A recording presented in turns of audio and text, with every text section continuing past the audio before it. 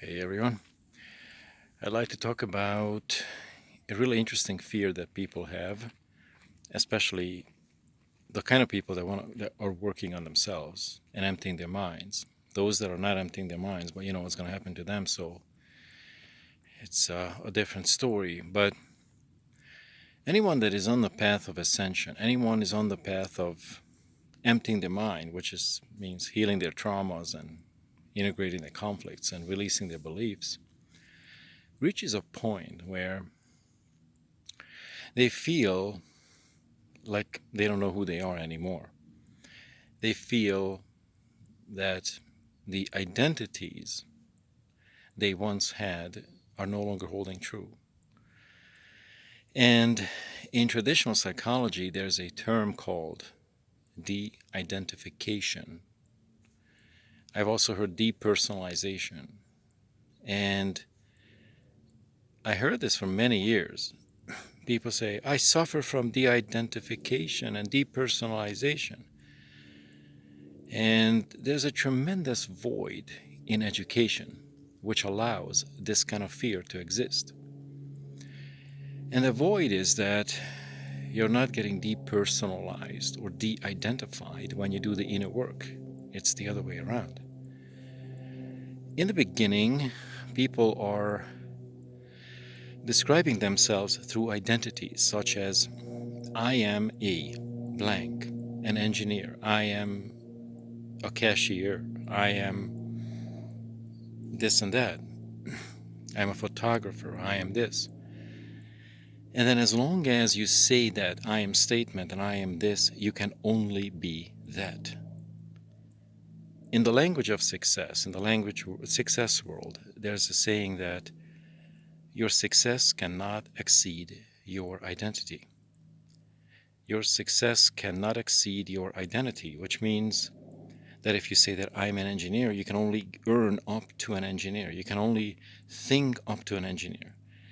If you say something else, you can only function up to that level because your success cannot exceed your identity.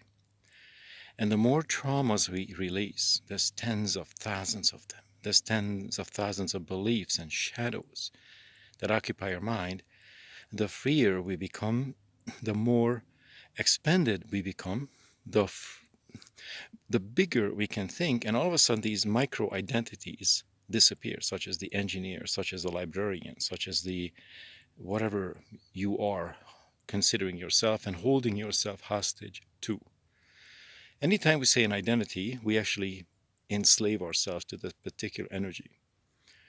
So what happens is when we begin to work on our mind is that we expand, we lose that particular identity in our mind, but we don't lose it, we expand, we add another identity to it.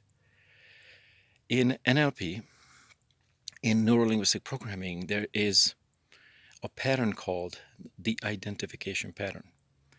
And in this de-identification pattern, we have a question that we keep asking ourselves. And it's like, who are you? And what are you? And then you answer, I am, as I said, this. And then what else are you? Ah, okay. And then people are forced to think a little bigger. Well, I am also a brother, if you're a male, or if you're a lady, then you're a sister. You're also a daughter of your mother. You're also a colleague. You're also a friend.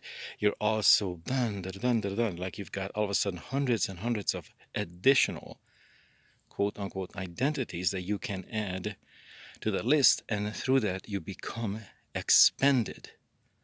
You have an expanded consciousness, an expanded identity, but it no longer fits in the box of that old engineer, cashier, photographer, so on and so forth.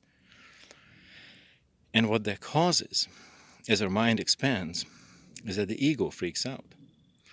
The ego likes to keep things small, very under control.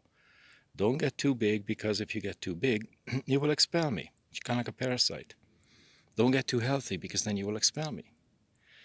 And then the feeling that people have is what misleads them. That's why I always said the ego generates the feeling. The ego gives you the feeling that you're doing something wrong when you're de-identifying your limitations. You're not just that engineer. You're not just that father. You're not just that mother. You're also this and also that and also that. But the ego doesn't like it, because the bigger we are in terms of our thinking, the less we need the explanation and these egoic timelines that we have been living with for thousands of years. So I'd like you to really consider who you are and who else you are and who else you are. And through that, through that you will gain an understanding that you are a child of God. But you have to systematically release your inverted belief patterns.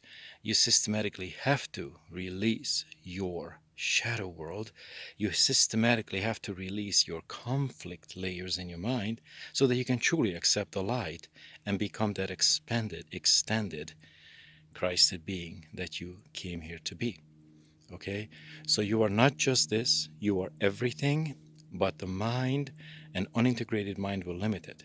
That's why work on your mind, free yourself from the enslavement that you put yourself in, and then you can truly accept the light and become infinite. Okay, take care.